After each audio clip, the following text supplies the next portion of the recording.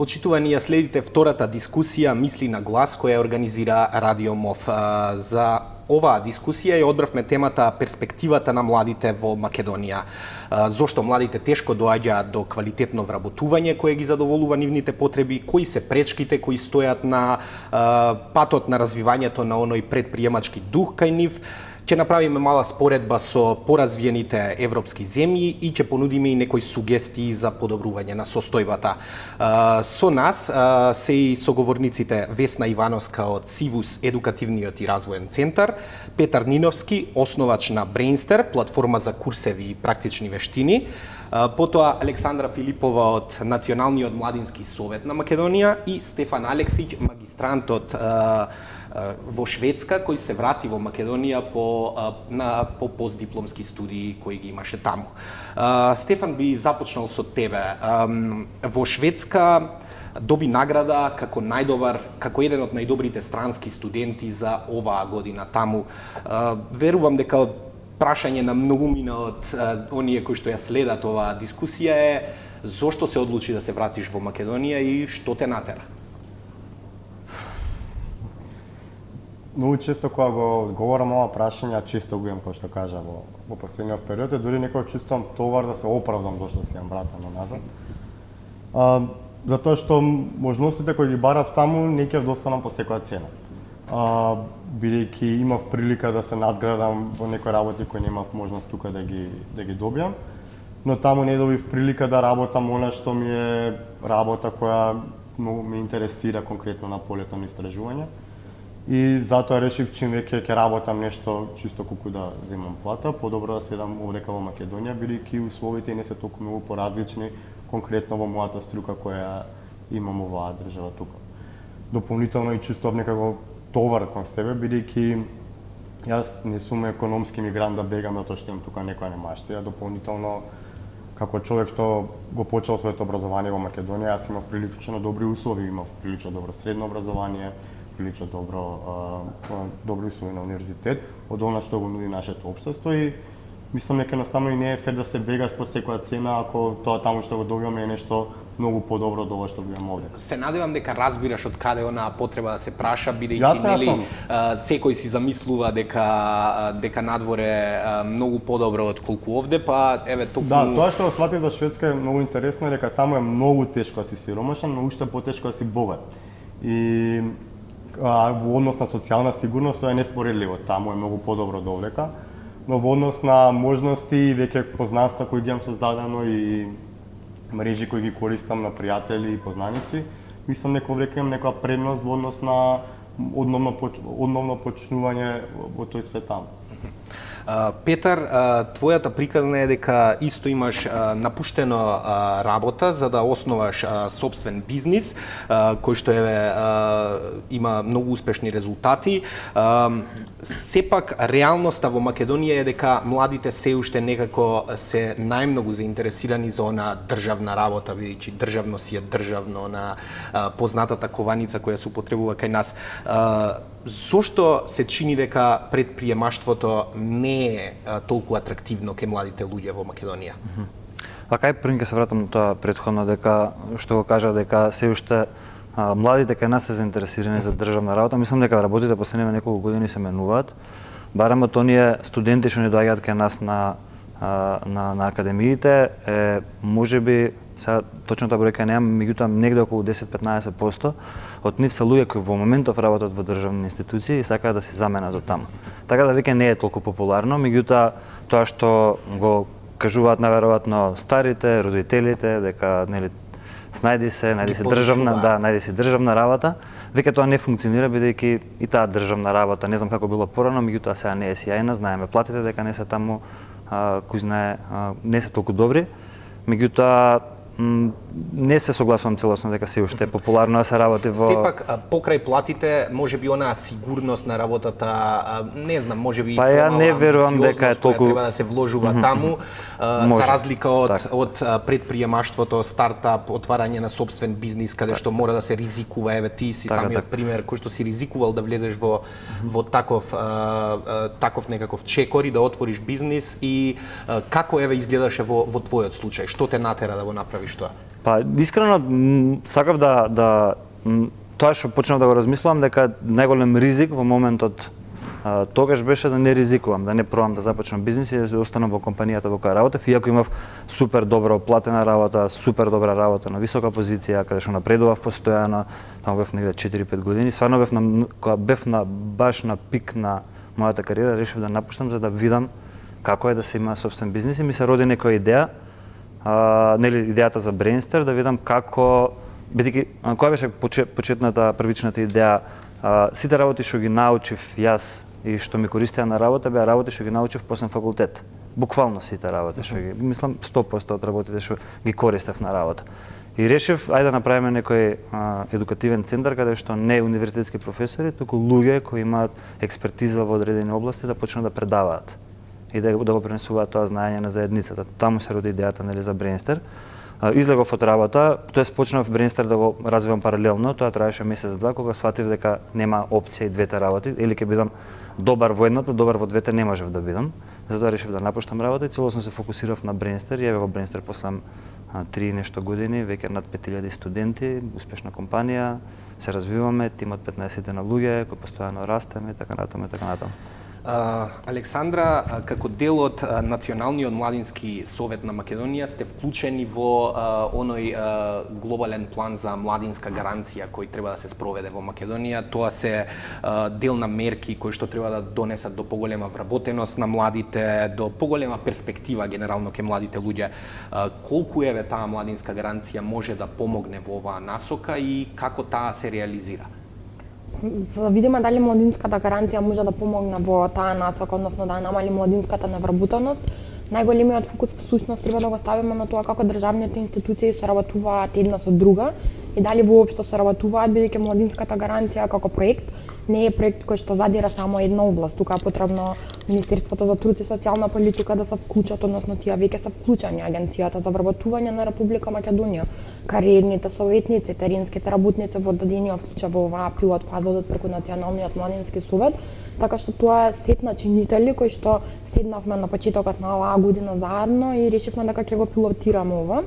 Во моментов можам да кажам дека резултатите се одлични, односно до сега младинската гаранција има опфатено, ова е 9-тиот месец како е во пилот фаза, има опфатено 1770 млади во 3 града, Струмица, Гостивар и Скопје, така што останува да видиме како ќе иде понатаму и како ќе ја спроведуваме од следната година. Најавено е дека ќе се спроведува, меѓутоа во каква форма, дали ќе остане во идната форма, дали ќе остане во оваа моментална форма, дали ќе успееме да ги средиме проблемите кои што се случуваат при имплементација во оваа пилот фаза, ќе видиме, секако даваат резултати, дел од луѓето се веќе вработени, дел од младите лица на кои што им била потребна дообука, посетија дообука, фондовите кои што ги дава како дел од младинската гаранција за самовработување, односно младиот да се развие бизнис план и да се започне сопствен бизнис и да го целосно да го раководи, тоа беше уствари мерката која што најпрвично се потроши како се искористија сите фондови за таа мерка. Како интересот е младите за младинската гаранција? Па можам да кажам дека е доста голем интересот со оглед на тоа дека во 3 града само го се спроведува пилотирањето моментално. Бројката што ја напоменав 1700 млади лица не е многу мала бројка со оглед на тоа дека треба да исполнуваат одредени услови за да станат дел од младинска гаранција, значи не треба да се во процес на образование, треба да се млади до 29 години, не треба да се претходно некаде вработени, така што беше мерка фокусирана само на оние лица кои што или имаат завршено некој тип на образование или воопшто не стигнале, не работат, па да сега ние да видиме како може да им помогнеме за да се самовработат, така што имајќи ги овие услови што треба да ги исполнуваат на ум, можам да кажам дека младите навистина се заинтересирани за оваа мерка.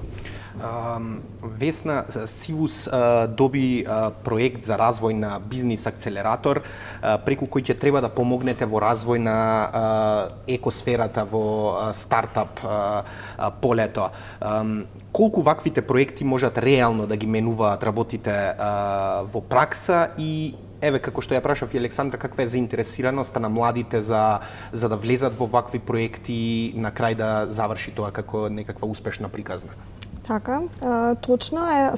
Сивус едукативен и развоен центар е добитник на еден од грантовите за воспоставување на акселератор за поддршка нели на локалниот екосистем, зашто не и регионалниот. Јас сакам така да ги гледам малку повеќе работите.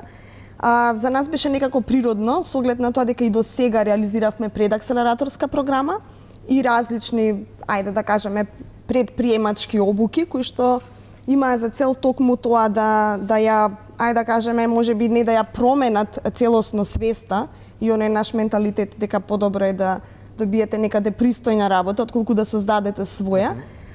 Така да ова беше некој логичен след на нештата, со тоа што сепак би рекла е голем и пионерски, бидејќи ова е прв пат државни пари, условно кажано, иако се тоа пари на Светска банка, нели, меѓутоа инструмент сепак на една државна институција кој што доаѓа директно преку бизнис посредници, во случајов акселератори, форма која што е, јас би рекла, сепак нова тука, иако сите ние се декларираме како стартап сапорт организација, ова е сепак нешто ново и верувам дека ќе донесе промена, ако не друго барем ќе го разбуди интересот кај оние вистина потенцијални предприемачи.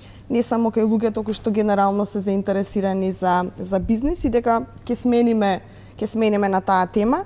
Јас би рекла дека акселераторот како таков е битен не само за нова елита, туку е исто така многу битен за оние бизниси кои што веќе тргнале, значи направиле некаков залет или лансирање, како што се изразуваме ние нели во стартап светот и сега им треба еден посериозен буст да сватат дека постои можност нели да се оплоди практично тој нивни капитал до тој момент, да се исплати ефортот и да размислуваат поглобално. Тоа ќе биде и всушност и пораката вака генерално. Овде би сакал Весна да потпрашам, еве можеби Петар не се сложи со констатацијата дека голем дел од младите сепак уживаат во оној комфор и удобност на работа во администрација или државна работа, каде што влегуваш еднаш и остануваш до пензија. Дали можеби еве ваквите проекти можат да ги извлечат тие луѓе од таквиот комфор на државна работа и да ги стават во приватен сектор, каде што можеби ќе го заживеат целиот тој екосистем за кој што зборуваме? Така, прво морам да се сложам со Петар, затоа што можеби ние имаме среќа да сме во еден сегмент од општеството кој е подинамичен за разлика од се друго и да кажам дека младите, дури и оние кои се во државни институции, не уживаат таму, туку можеби некое нужно зло кое што во моментов мора да го пројдат, ајде би рекла. За наша среќа, сега зборам веќе као држава, општество, младите почнуваат да се будат малку на оваа тема и она што многу повеќе ме радува е се будат и нивните родители, кои ако нели порано велеа дека да си има свој бизнис и не е така нели спектакуларно за пофалба и така натаму, сега веќе почнуваат да се горди на своите деца, студенти, млади предприемачи, бидејќи сваќаат дека бизнисот, јас често велам, е единствениот реален сегмент, во кој што работите реално ги гледате, ги мерите и така натаму. Се друго може да биде нели предмет на релативизирање од различни аспекти. Така да ова е плюс причина што верувам уште повеќе ќе го смени ставот.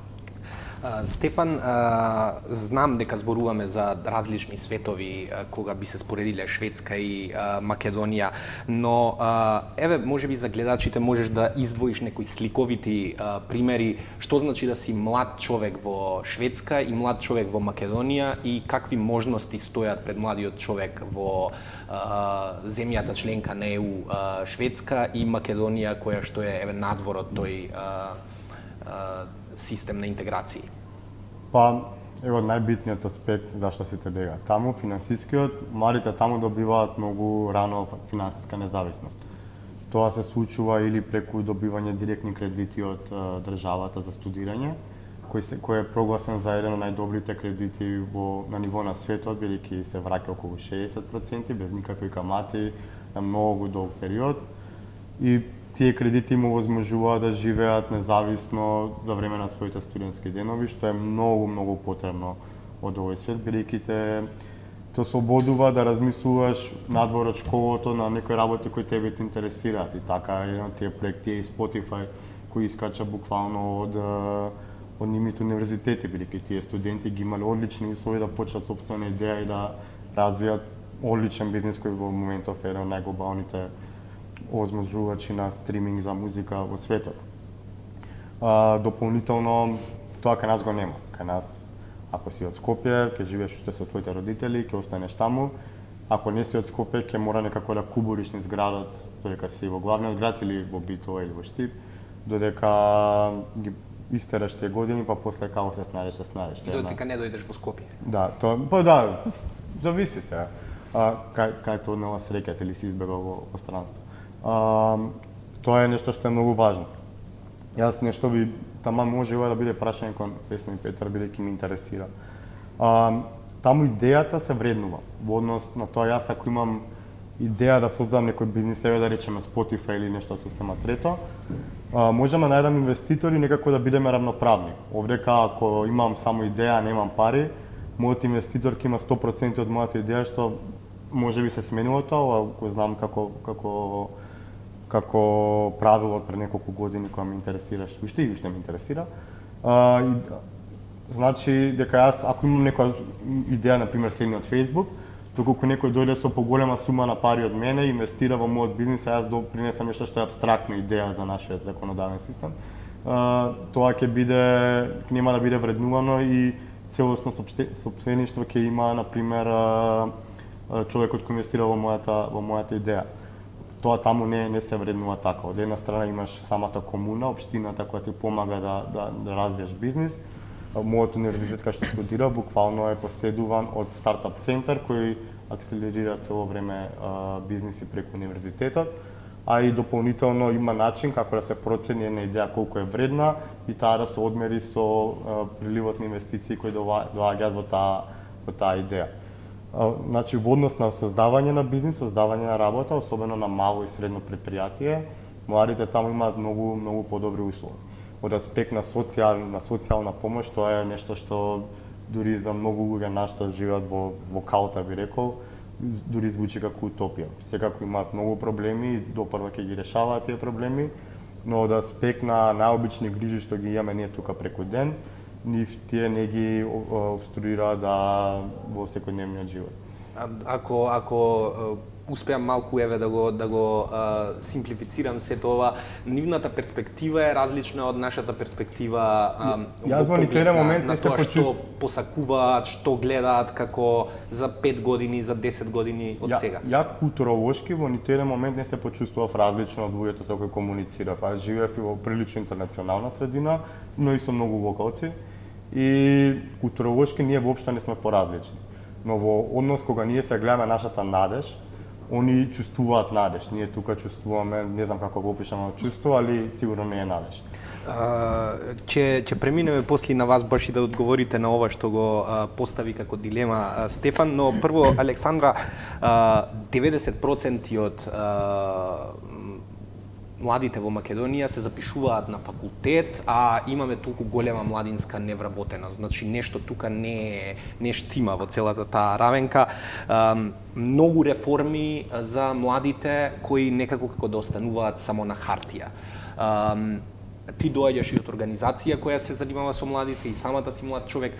Што е она што е потребно да се менува во државата за да се отворат перспективи за младите и навистина тие да сакаат да живеат и да екзистираат во ова општество?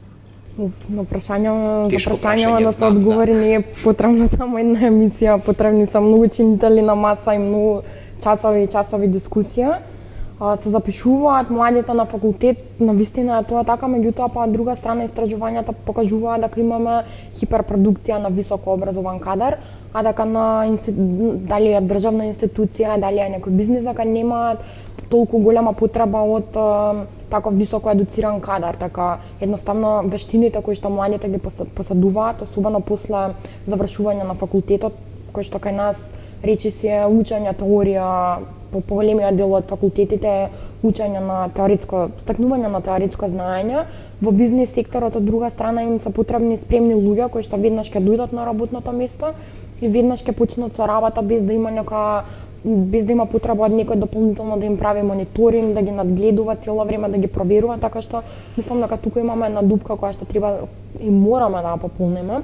Во минатиот закон за високо образование позитивната работа беше што имаше предвидена задолжителна пракса од 1 месец секоја студентска академска година за сите студенти. Во новиот закон тоа не е предвидено. Нема предвидено, до сега нема ни најавено други мерки кои што ќе им помогнат на студентите теоретското знаење што го стапнуваат да научат како да го применуваат во пракса, така што предходниот закон праксата баш и некој се изигруваше, не беше баш идеално. Беше најдеш фирма што ќе сака да ти подпише, ти подпишува, го носиш документот или најдеш банка каде што ќе одиш, ќе седиш на шалтер, нема да ти обрнуваат некоја посебно внимание, нема да ти го дадат практичното знаење, така што мислам дека во таа насока треба да се фокусираат и надлежните институции да видиме како да решиме дупката помеѓу она што има потребно на компаниите како квалификација и оние квалификации што ги имаат всушност младите луѓе.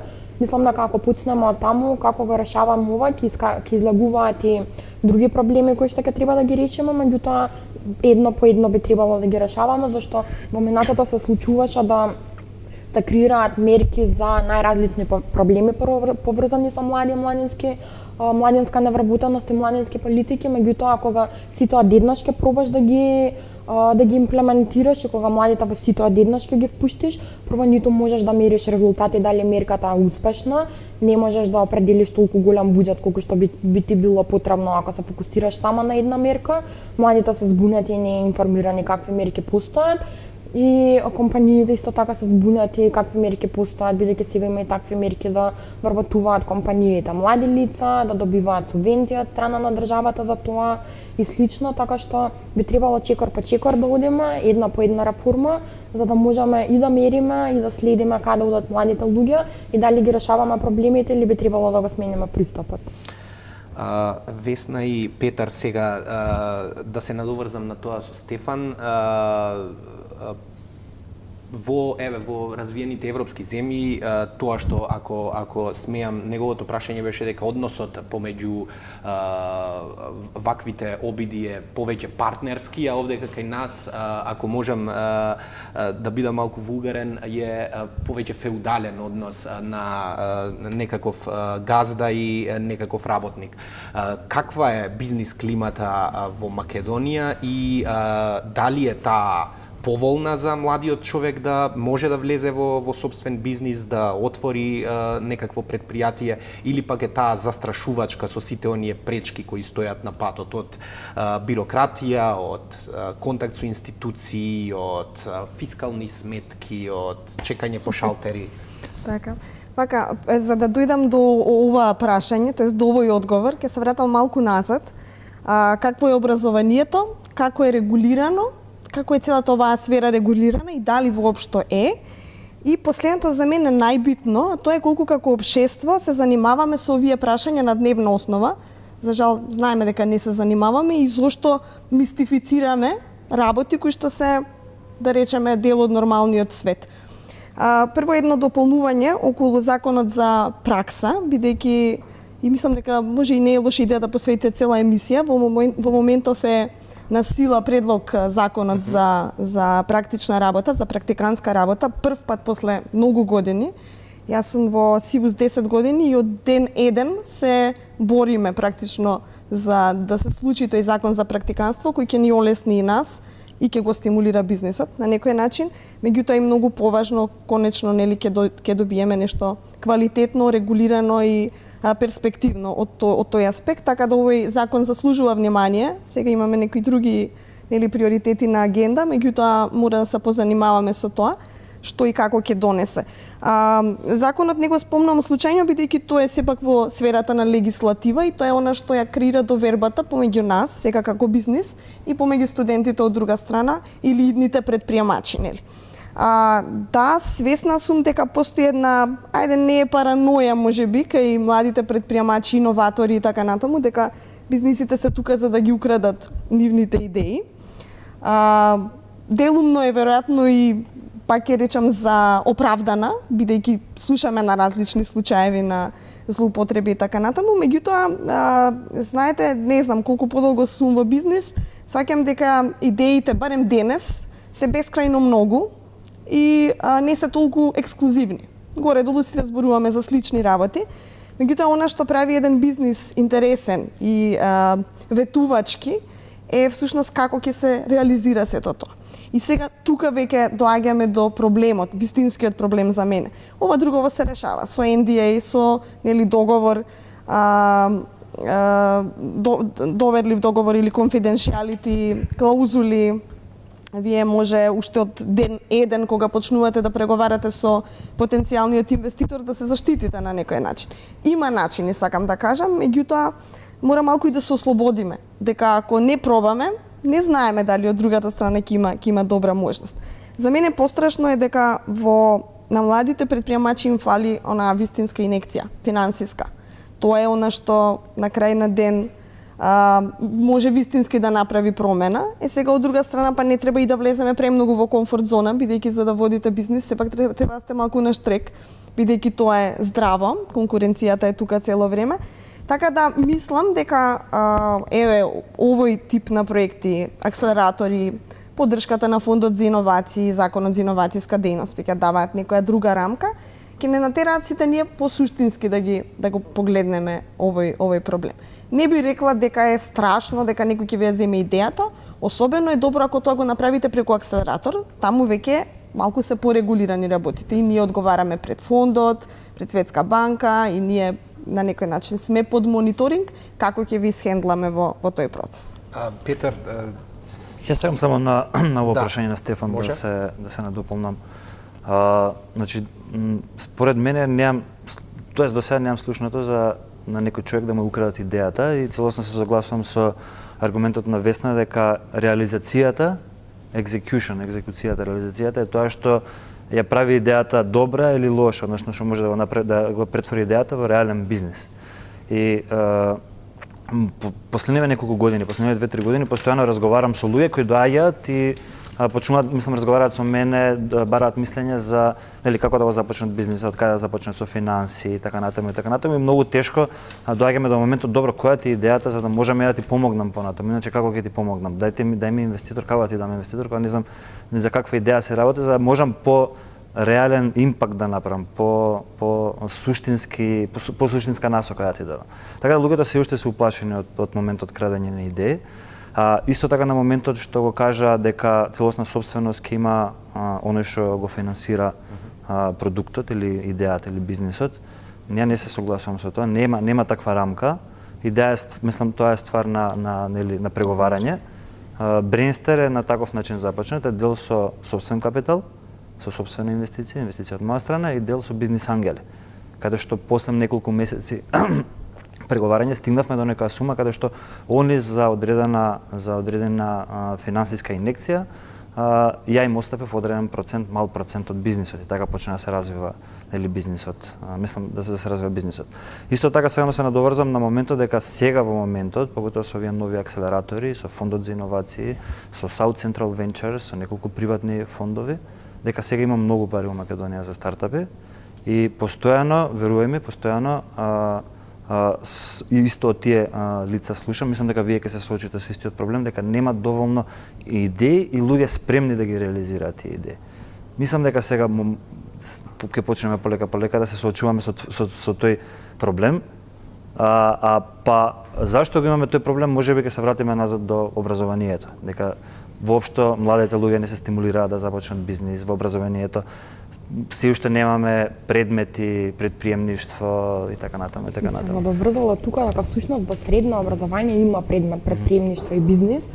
Трета и четврта година се учи, меѓутоа пак дури кога ќе направиме таков голем чекор за да ги едуцираме младите уште од најрана возраст, предметот, бидејќи јас го имам слушано 2 години и тоа е генералната пракса што се практикува за овој предмет во Македонија, дека доаѓаш на час, поминуваа 45 минути, никој не ти предава, никој не ти дава задача да си развиеш бизнис план, никој не ти дава задача да за време на тој час, за време на тој предмет ти да спремиш презентација, па професорот да рече мајде да глуми инвеститор, ти да си ја браниш идејата, да или да имаме реални инвеститори, реални предприемачи кои ќе помогнат на студентите, што мислам дека уште постои како теорија со книги, автор има што си ја направил содржината, меѓутоа не се изучува, дури кога ќе направиш нешто такво, пак нас ни е потребен кадарот во образованието да го спроведе тоа, за да не остане само на хартија. Да, најверојатно ќе треба да се направи некоја комбинација, комбиниран состав од предприемачи, формално образование и така натаму, за да се потикнат луѓето малце да размислуваат на бизниси.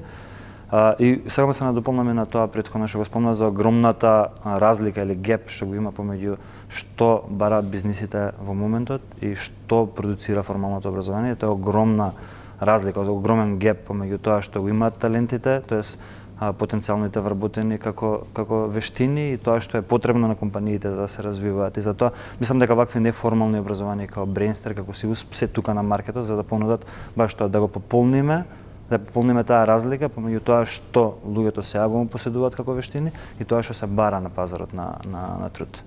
Не знам, Стефан, дали имаш нешто да додадеш на сево ова или... Сум тазе во овој свет, ќе Добро, Ќе ни даде шанс. При крај сме на дискусијата по 30 на секунди за сите од вас. Би сакал да прашам и за проблемот со тоа што младите ја напуштаат земјата најмногу од економски причини, баш од она неперспективност која што ја гледаат. Каде вие го гледате решението на тој проблем, бидејќи покрај ова што го спомена и Петар и Весна, често и корупцијата и она партизираност на општеството се дел од работите кои што ги тераат луѓето да побегнат од овде и да одат некаде во западноевропските земји по подобар живот. Кратко сите од вас, каде гледате решение на тој проблем и како тоа да се направи? За мене мора да се потсетиме на фактот дека Македонија е еден од лидерите со најголема младинска невработеност во Европа. И кога имаш ти презаситеност од невработени луѓе, тоа тебе те прави многу ефтин и ти го прави твојот живот многу мизерен. Можеш лесно да изгубиш работа и лесно да бидеш заменет на тоа работна позиција. Ако создадеме работни места, за почеток колку луѓето да станат финансиски независност, добијат финансиска независност, ќе направиме чекор напред кон подобрување на условите за живот во држава. Секако има милион фактори, како што веќе ги спомнавме, образование, институции и така натаму. Нешто што сакам само да го кажам е дека од образовниот процес мора да почнеме да правиме разлика што е академија, тоа е факултет и што е стекнување вештини, што е средна школа. Не треба секој од нас да заврши факултет за да стекне вештини да работи. Не секој од нас треба да биде предприемач, дека ако сите сме предприемачи, кој ќе работи.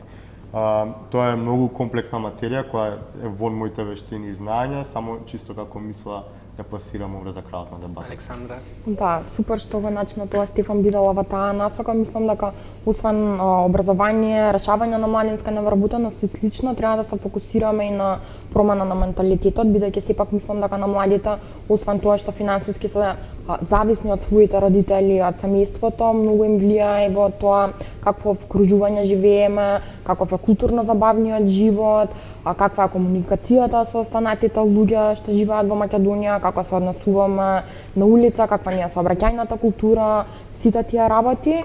И мислам дека е потребно да почнеме повеќе да се фокусираме и на средното стручно образование, за да можеме овој гап од вештини што им фалат на луѓето да постигнеме да го изменаџираме некако и да ги стекнеме тие вештини.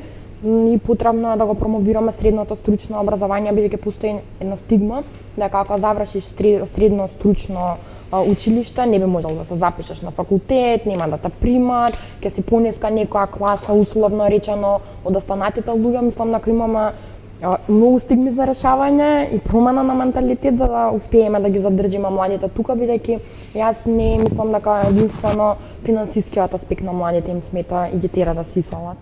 Петар, Весна, накусу и вас за ваше Значи, имам две пораки за крај. Прво, образованието треба да престане да зборува за реформи во образование. Треба да зборуваме за флексибилност на образование. Бидејќи што и да е реформа и совршена да е, зема време, а начинот на кој се движи технологијата, пазарот, потребата и така натаму, бара многу, би рекла, интердисциплинарни и функционални вештини. И тоа е она што ние секој ден го правиме веројатно, дури и кај нас е тешко како неформално образование да фатите чекор со трендот. Втората многу побитна работа е brain drain, кој што за мене сам по себе не е проблем. Значи сам по себе движењето на младите надвор не е проблем. Проблем е што како алтернатива нудиме и дали некој од надвор, странски студент, ќе дојде во Македонија и зошто или зошто не. Така да, мислам дека малку треба да престанеме да го фатализираме процесот на заминување, туку да зборуваме за една поголема мобилност, да се отиде таму, да се види, да се собере знаење, но системот да изгради тука добра поддршка, за каде и да сте, така да може да функционирате глобално и да размислуваме малку поглобално. Естонија има специјална виза за предприемачи кои би регистрирале фирма таму. Зошто да не размислуваме така, наместо да ги држиме очење луѓето тука? Интелектуалната сила сака да види како живее и работи светот. Нека отидат, ама треба да направиме да сакаат да се вратат. Тоа е поважно. Петар, за самиот крај? Ја искрено се согласувам со сите од вас тука. Значи, сите работи што ги кажавте се така како што се. Прва работа не е ништо страшно да излезеш надвор од Македонија, да поживееш таму, па назад да се вратиш со искуството, па да го пренесеш тука искуството. Друга работа, Весна што го кажа дека можеби треба ние да станеме поатрактивна држава за луѓе од надвор да почнат тука да доаѓаат, па така да го компензираме идењето, излегувањето на младите надвор од Македонија со тоа што ќе привлечеме нови луѓе, нови млади од другите држави кај нас. Меѓутоа тоа што треба да бидеме што е јасно е дека треба малце поструктурен начин на решавање на овој проблем. Не е само да ги ограничиме некако студентите да не може да излегуваат од државата. Не е само образованието, не е само бизнис климата, не е само мајндсетот на луѓето, не е само културата на луѓето. Не треба структурно да почне да се решаваат тие проблеми, да се земат сите фактори, значи бизнис секторот, и младите, и студентите, и средношколците, и формалното и неформалното образование, и да дојдат со некој конкретен план кој ќе почнеме после тој да го реализираме. Меѓутоа, исто така треба да правиме и некои од решенијата треба да бидат кратки, мали, едноставни, за да се мотивираме да видиме дека нешто функционира, да истестираме после модерни решенија, да видиме дека функционира, да се мотивираме да идеме со уште едни. И треба државата да почне да функционира како бизнис. Бизнисот функционира на тој начин, на тестирање на работи, тие што функционираат предложуваме, тие што не функционираат ги гасиме, предложуваме нови идеи, така натаму. Меѓутоа да не бидат сите реформи, да не бидат за 10 години од сега, за 15 години од сега. Не можеме да размислуваме така за 10 години од сега, кога утре се менува светот, кога утре сме сигурни има факти дека 30% од отворените работни позиции за 2 години од сега се уште не се измислени, не постојат. Како можеме реформи за 10 години да даваме во ваков свет? Ви благодарам на сите за учеството во оваа дискусија. Ви благодарам на вас што не следевте. Се надевам дека бевме интересни. Ова беше втората дискусија Мисли на глас во рамки на акцијата За чекори напред. Се гледаме и во следната дискусија. Ви благодарам.